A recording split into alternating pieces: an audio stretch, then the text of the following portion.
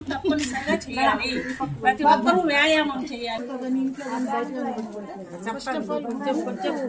చూడేసి అయ్యో అయ్యో అని కంగారు పడితే అట్లా ఉండకూడదు. ఒకటి ఇట్లా పడిపోయినప్పుడు కళ్ళు తెరుచుకో అంటే చేయకూడదు.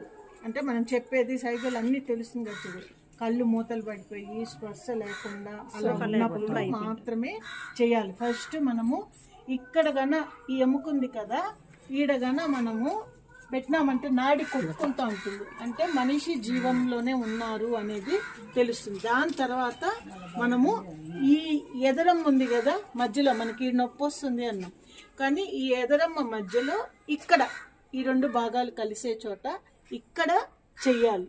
ప్రాసెస్ చెప్పిన ఎలా చేతులు కలిసి చూడండి. ఫోటో తర్వాత మొత్తం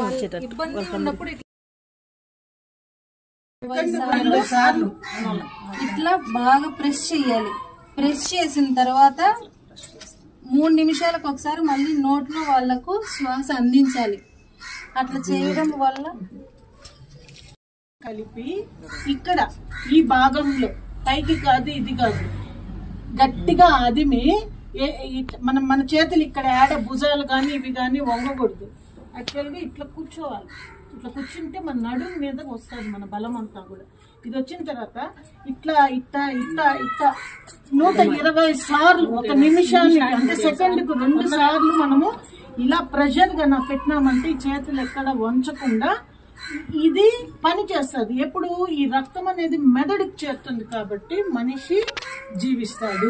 సో మనం ఇది చెయ్యాలి. మనం ఇట్లా అదిమినామంటే యాడ ఎముకలు ఇరిగిపోతుంది. ఒకవేళ ఎముక ఇరిగినా నష్టంలే, అది వారంకి 10 రోజులకి కూడేస్తుంది, కానీ మనిషి చనిపోతే మనం కాపాడాలి.